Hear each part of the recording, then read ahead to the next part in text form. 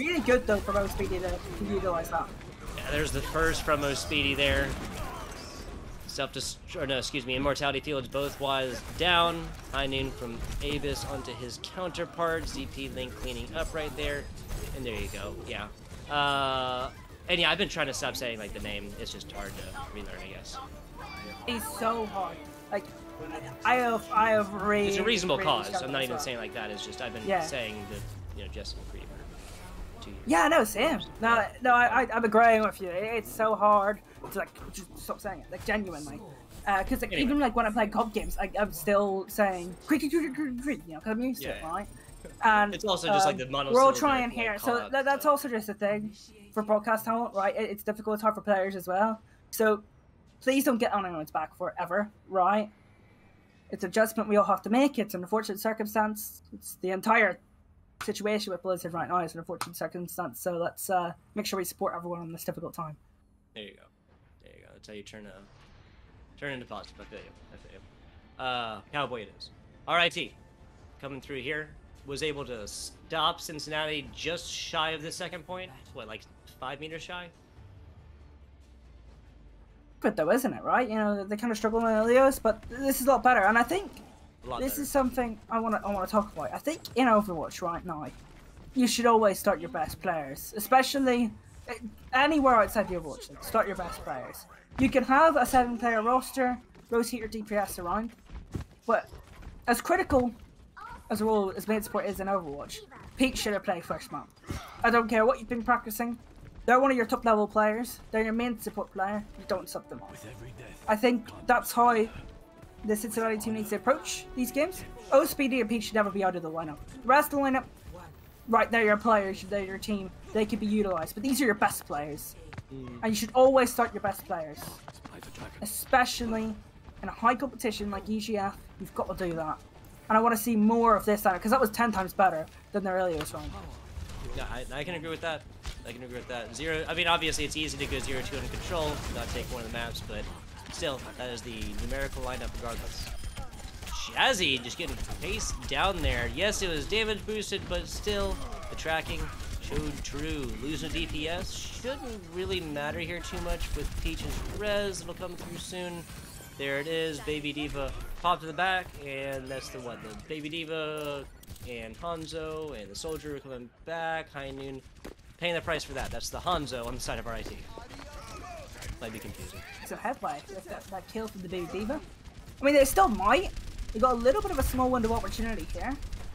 Trying to get a best set up. I'm really interested in the Soldier 76 duel. Speedy's got the resources from Peach. Now this is kind of on their own here with a little bit more space to work with because of their tank line. But Salmon's out of mech and has been punished early. There you go. That's exactly what the doctor ordered. Shrimpman finds the Baby D.Va. ZP Link foisted out by the headshots from Abyss. Damage boosted or not. I'm going to switch over to the Winston here. I think the Reinhardt is so far to travel while getting spammed at that realistically, once you get into the team fight, what advantage are you going to have other than your damage? And you're probably going to get shredded anyway. Even at close range. That speed boost too, and then you're just talking about dedicating a whole lot of cooldowns and resources just to simply moving, right? Like, even this is just going to be simply a long time to get spammed down from the Soldier, from the Hanzo, from the Sigma, from the Orisa. Like, everybody here can get something done, much less counting the Peach damage boost. We're looking at a full rotation coming in here. Everybody waiting for cooldowns and moving up top. Swarming the Hanzo for right now. There's the speed boost we talked about. Opting from the top. Speedy getting the attack visor in. They're just smart move. They got plenty of time. Just simply use it. You know this aimbot will be done in just a few seconds. Now it is, and Matrix out. That Orisa getting so low. There's the Tri-Rockets as well against this Mercy. Main tank, main support down. University of Cincinnati does not have any of their ultimates now with Baptiste falling as well. There's the aimbot. Abyss definitely did not need to invest this. But this university, or our Red Heart Institute Technology squad, they'll take the W however they can get. I think you want that tactical visor back, but you can kind of understand them using it. A little bit of frustration, obviously, with being held a little bit longer than you expect. The adaptations, though, from Cincinnati, making sure they devote their resources to the players who notably are their better players, right? And I think that's the way that they should keep going. I think doing that will help develop the rest of the players, and then maybe they can give more resources to, say, Lake on the main tank later on in the season, once everyone's kind of developed up to the level that Speedy and Peach are on. Because I think Speedy and Peach, just based on their impact in this game, this map so far, can develop the rest of the team to a new level. High Noon just barely getting out of that one. The Immortality Field comes out just a tad too early. Focus down, and Jazzy not able to live through that one. Salmon kicked on out of mech, taken out, sent back to spawn room. Cincinnati is holding on to this corner for right now. If this Dragon Strike from Itanoon doesn't get much value, I think RIT might be in a little bit of trouble for this map. They only have 2 minutes 46 left. The Supercharger and the Attack Visor are online. Not only will those ultimates win a team fight potentially, but they'll build up their other ultimates, right? Because Supercharger amplifies the amount of damage you do, which means more ult charge. The rotations, again, this worked last time Rochester Technology did it, but they did not have the same ultimate advantage they have right now. Now pulling the same exact thing. Lake has the Supercharger out, and they just simply wait for that to finish. Time is on your side. Ant Matrix out a lot. There's the High Noon, and that's the High Noon. It's High Noon on the Hanzo with the Dragons finding a quadruple kill. Oh, why don't we do this to us? If you're gonna have that, you just play Cowboy. You just play the Cowboy, alright? Yeah, right. Come on. Like... right, Speedy still has that Attack Visor, to be fair. Let's see what they can do with that. They do have to contend with Jazzy's Sound Barrier. That's really the matchup to watch in this next team fight, which could be our last one. One more team fight, realistically, for RIT to take this one home. Yeah, I mean, Cincy only has the Speedy aimbot left, self-destruct over the top. Everybody gets out in the nick of time. Immortality Field out as well. Nacho invested that. Now DP links Immortality Field to fall. Aimbot finding 1, finding 2, finding 3. Avis just cleared this point for the squad. RIT has taken this. There's a little bit of stall action, but that's all that's going to stand between that and RIT. Second round in a row. Match point, Ocean. Scenario 4 today, or it's match point after 2 maps. Maybe both times in our previous series. But this series is a lot different, right? I feel like in both the other series we could kind of tell, you know, yeah, we saw Niagara developing, we saw, we saw Canisius develop, right? So we're kind of seeing a similar pattern here where we're seeing Cincinnati develop. But I just think it was the roster change. I think bringing Peach in made Speedy a lot more comfortable. It elevated the team to a new level, because that's their normal main support, 100%. And I don't think you ever really start your subbing, you sub out your starting main support. I don't think that's something you should ever really consider. Because they look good on both Lucio and Mercy, right? Heroes that they played in the last map. So why on earth they weren't starting, I never know. Maybe it was like a scheduling thing. Maybe they weren't quite ready to go. But I just looked at our screen. Looks like they're actually making the main support sub again. So Lightning's going to come back in. I'm not sure I'm a big fan of that decision. I mean, there's a lot to be said for, like, practicing different members, but we saw, like, Lightning didn't even play, like, necessarily poorly. It's just, in my opinion, the fact that that Peach came through and really was just wrecking face. It wasn't frequent that the team lost and this player stayed alive. You understand what I'm saying? Like, just the simple effect that this main support had in here. At least in essence, I gotta agree with you. Well, actually, they've taken it back. It's not going to be Lightning and Peach. So, Lightning, the main support we saw on the first map. Peach, the main support we saw on the second map. So, rotating their supports all the way around, right? Yeah, so this could be interesting to see. I think Peach will stay on, like, Mercy, Brigitte, and Lucio. Maybe Lightning has another hero that we haven't seen quite yet from them. Maybe. Probably what I'm sort of expecting. We saw earlier supports mostly like, and it was funny what we heard in the Taze interview, right? Like, I can play any support except for Zen, and I think that kind of accurately describes myself. Like, just the tracking and whatnot. You know, Discord healing orbs, no problem here. It's the tracking, because I got the old man hands. You know what I'm saying? Lucio's fun. I'm not bad on Ana, but obviously those shots are just a little bit easier to hit. Edge. It's the more difficult game. I'm sorry? Are you saying like at old age you feel like it's harder to play those game heroes? Is that like a statistical thing or is it a mental thing? I'm just curious. It's definitely a mental thing. I feel like I read some actual like science on it, and basically, long story short, is kind of like use it or lose it type thing. Like if you're younger and you play a lot of video games and you have like crack name and stuff, and then you get older and you know, kids, wives, you know, life, college, grad school, jobs, all that happens, and you stop playing so much, you stop like practicing. Then that's really where you lose it. So it's like a muscle memory thing as well. Yeah, I believe that's what the science I read a couple months ago on there said. Because obviously that's the classic. You know, I'm memeing a little bit, talking about being the old man on the sticks or whatever. But It is an interesting to discuss. Yeah, exactly. Especially as gamers are increasingly younger and increasingly older. Like the limits on both sides, you know. Yeah, it's extending a lot. If we keep it with Overwatch here, I think Soon was still playing Overwatch like 27. I think Chino 29. Like, you know, that's a lot older than we saw in the first season in particular. And of course, the average age is getting younger because of all the contenders players coming through. Teams wanting to build for the future. I feel like that's kind of where the franchise system's struggling, because a lot of older players are kind of getting dubbed, even if they are still at the high level, because teams need to build for the future because they're locked in this franchise system. And maybe this is where places like Collegiate could keep some of their players, you know, if they go on to do longer degrees or whatever. And that's something that could give older players a chance again. Well, there's the early teleport. Cincinnati getting aggressive with this one, forcing everybody off the point. And now Speedy gets hooked, pulled down, and actually kept alive there from the mortality field, I believe. The only thing that RIT lost was the High Noon Ash, which is kind of weird to say aloud.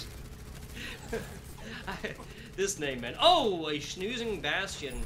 Not only doesn't make physiological sense, but will also provide Cincinnati no value. Not that they need it. Pretty easy team fight win. I'm not very happy with that Roadhog pick from the defense. I feel like you're relying on yourself poking a lot, and I mean, yeah, they attempted to poke, but they didn't poke very well. They've had enough of it already. They're going over to the Reinhardt. Without the Lucio, then how do you stop this Bastion? I feel like it's like a walking ult charge battery. You can't really engage on anything here. I feel like Speedy and Aussie are just going to get tons of value. Top and Matrix as well as Lightning rejoining the team. They just falling as Speedy really was able to maintain damage here. High Noon finding several in the back, and Bob as well.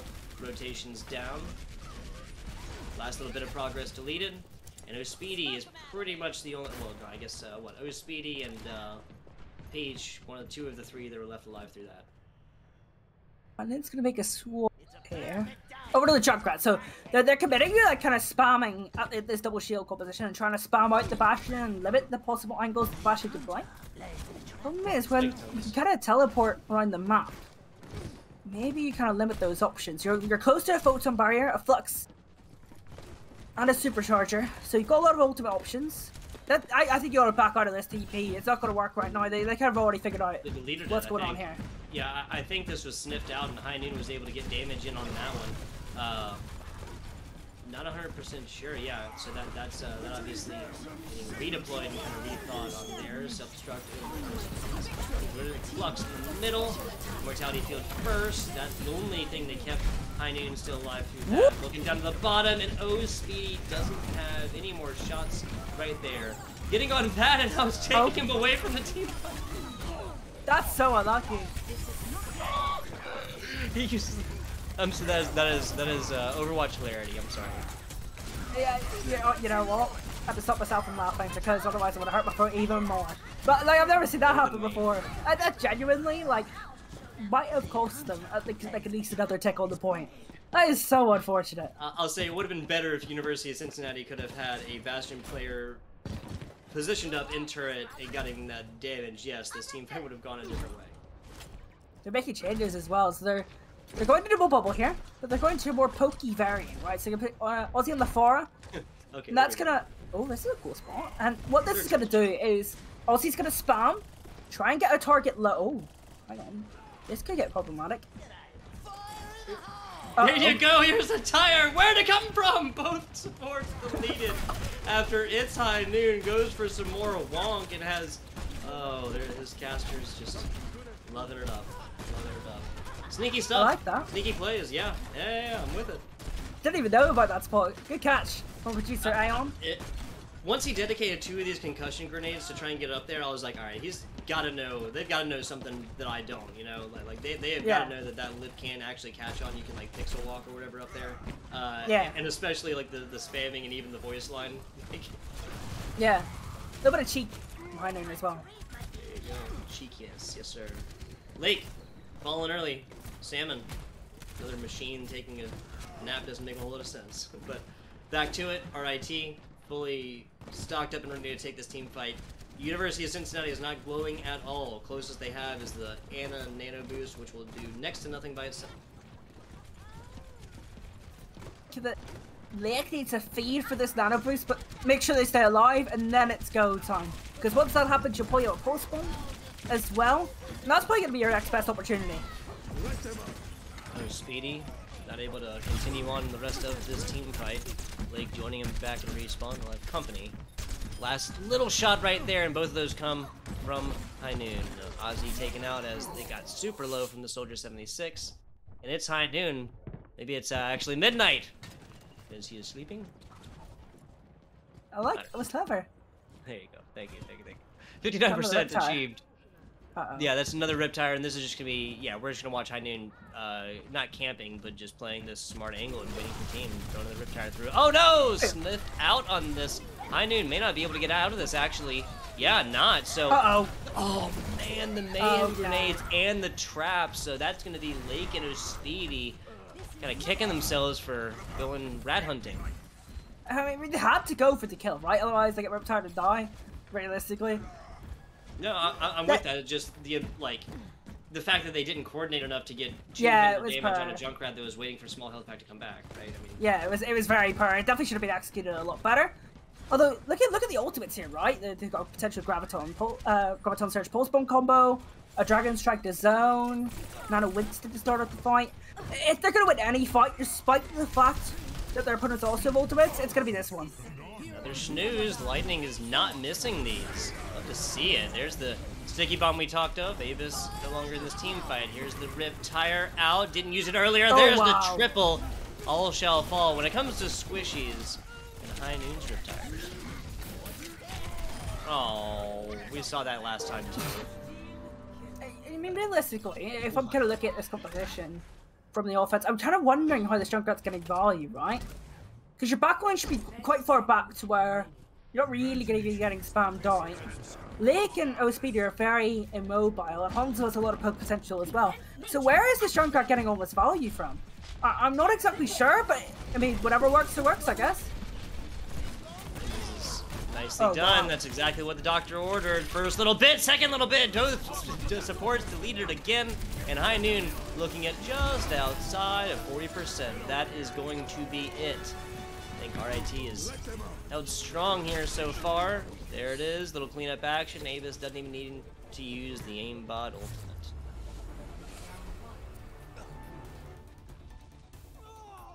The University of Cincinnati. It's clear that they still kind of have their improvements from Blizzard World.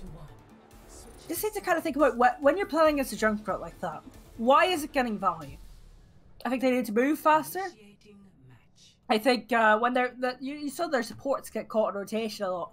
I think Shrimpman needs to go with them. Usually when you're running some sort of Ono backline or Zenyatta backline, you have a Sigma or Diva or Zarya to transport them around the map, and Shrimpman, every single time the supports looked to do rotation, was non-existent, was not there.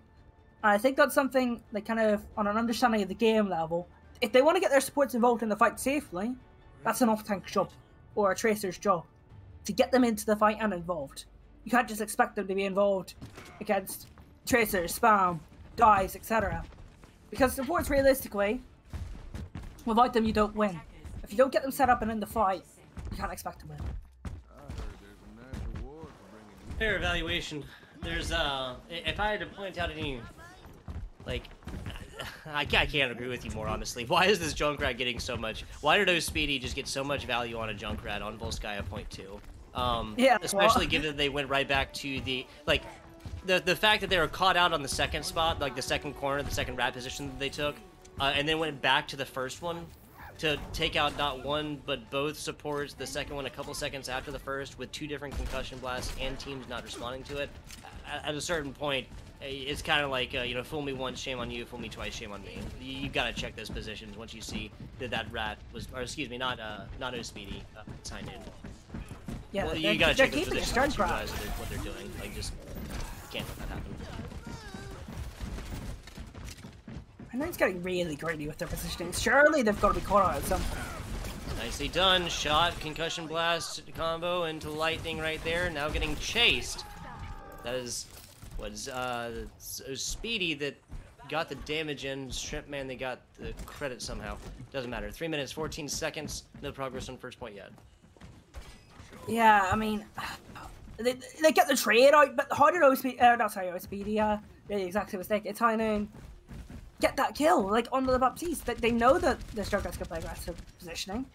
Well, they gotta go for it again. Look, gets found up by the turret this time though, so has to kind of retreat for the moment. And now this entire push is a little bit off-centered, right? The Brawl's on the high ground. The jump cut they're looking to spam with is a little bit away from the rest of the team, but now we're back on track. ZP Link felled. Peach as well, some main support down for both squads. One of them still has one left though, and I think, yeah, that's really going to be the big deciding factor here. ZP Link able to keep everybody alive, or excuse me, Jazzy was able to keep everybody alive with the speed move, like with the speed increase. Ooh, okay, Avis, I see you out here, threading the needle, getting headshots, clicking heads, taking ultimate progression, on fire, the whole 9 yards. Be a pretty nice combo for them in this next fight. It'll at least break all of the shields and take a lot of their defensive resources that Cincinnati have available to them, and that should theoretically open up the Riptire later in the fight. Let's see what happens. High Noon, there's the rotation. Ooh. There's the first for Ozzy. This might be a quick game here. Riptire out, 5 minutes to go. Now just looking for targets. That's Ozzy as Abyss found the High Noon in the back. That's just a Mercy left. And even though we'd love to see it, that is not a realistic expectation for a Mercy to 1v5, everybody. RIT taking their third map in pretty quick fashion. It was a 2-1, so there was no stomps here. There's no goose eggs multiple put up. What? I've never seen... I play this game a lot, and I have never seen that in video for Junkrat. I think that play of the game kind of signifies, you know, what happened on Volsky Industries. Like, just the understanding of how you get value out of your supports, not only how your supports get value, but how you get value out of your supports and how you get them involved, is something that Cincinnati need to improve, especially when one of their better players is one of their support players, right? In Peach, right? We saw when they came in, they were 10 times better than they were on Ilios. And that's no disrespect to Nacho. I mean, Nacho had a pretty good first team fight on Ilios, and then after kind of getting hacked up and shifting the rest of Ilios ruins, they weren't quite the same player. When Peach came into the lineup, they were better. They got to start their best players from future. It's got to happen. And secondly, they need to learn how to get value out of those ports, and even get value out of Speedy to an extent. And from there, I think then they'll be a much better team. The building blocks are there for a very strong team. They just need to make sure that they build those blocks up. Yeah, just kind of like, again, got the basics and more down. Just kind of about cleaning up those edges at this point. We got a little interview action coming at you because this is EGF. That's what we do here. Goated production agencies. What can I say? I don't know. ZP Link is going to be who it is coming in to give us a minute of time after the game. We'll be back with you guys when we set that up.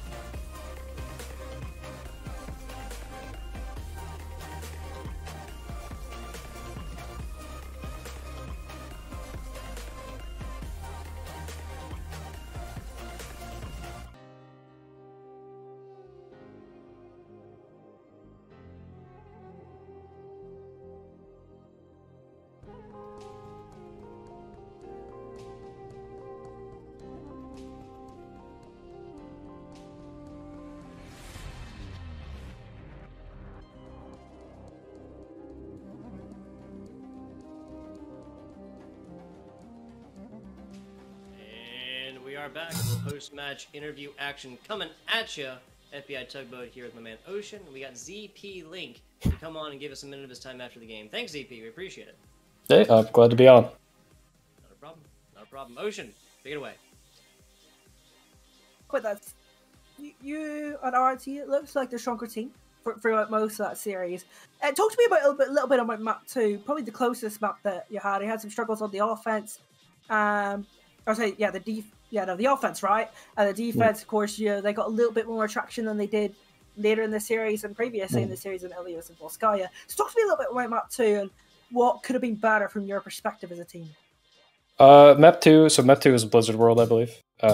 We were kind of inexperienced on Blizzard World. We're trying a few different things. We've been cycling through a couple different comps, trying to figure out what works best for us. So it's probably one of our weaker maps, but we're still nailing down rotations. But I think when we got it working, it still came up pretty well. Awesome, right? Okay, and I'm gonna ask you 2 more questions. The first one is about your opponents today. Do you think their constant subbing, right, around their support line could have been one of their weaknesses today? And do you think that helped you towards your victory, especially in map 1? I think it could have played a role. We didn't change our playstyle necessarily depending on who was in, but I know, at least for us, we went through a period where we've been subbing people in and out trying to find our starting roster, and in the times when we didn't have our set roster, it was definitely worse and harder for us to play. Our comms were completely different, so that definitely would have played a factor, I think. So, next sort of question is kind of what your team, you're quite flexible today, made some really interesting and aggressive plays that you wouldn't really see from other teams, other players, particularly Tanu, with the Junkrat little spots on Volskaya. Yeah. Talk to me about the identity of your team and your plan for the future, the rest of the season. I think even last year we tried running, not necessarily always meta comps. We want to have fun. We want to run the Junkrat a lot. We want to run Pharah. We don't always want to stick to whatever contenders teams are playing, right? Because it's not always exactly what plays to our strengths, and it's not always the most fun. So we're trying to win, but we're not trying to be very boring doing it. It's all about that balance. I'm gonna pass you back over to Tugboat. What have you got in store for us? Yeah, so I love the answer too, right? Even though you're doing this collegiate-wise, everybody here is fully invested in the team and whatnot. Is still kind of going down to that core of it is a game and is meant to be played for fun. I love it. Yeah. My questions here, ZP Link, are going to be centralized from the same theme, and that is jerseys. See, you're done one in the brand new RIT Esports. I want you to talk to me a little bit about the difference between last semester with RIT and any changes that have come over the summer and now into this season for the EGF. So as far as jerseys go, I think any kind of our changes. jerseys pretty esports clean. I like it. Exactly. There you go. But for the team, I think you guys know it's almost a completely different roster. I'm the only player returning the EGF right now. It's definitely a new team, like a rookie team that we're trying to build up, and I'm honestly kind of astounded by how well everybody's playing, because we have people who are never played in an organized team environment before, and they're still blowing my mind, which is crazy. Exceeding expectations, right? There you go. Last question here. Did you play Zenyatta at all? Not today. I didn't. How is it that jersey behind you didn't jump off the wall, wrap around your face? The jersey of the world's greatest Zenyatta of all time. Jay Jonak there in the back. Love to see it. It was a split-second decision where we were kind of deciding who would play Zen and who would play Bap. And we've been... I can't give away too much, but there have been some things we've been trying in scrims, and JJ played Zen in our most recent scrim. So I had to leave the jersey on the wall, give up the position to him. But is there ever something you would loan out to another teammate who would be playing the Zen?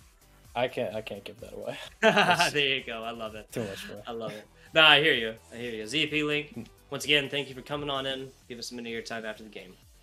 Thank you for having me. Not a problem. Not a problem. Congratulations on 3-0. We will talk to you next time if you win, because we only have winners in the interview box. True. This has been... I'm sorry? Oh, that's winners only.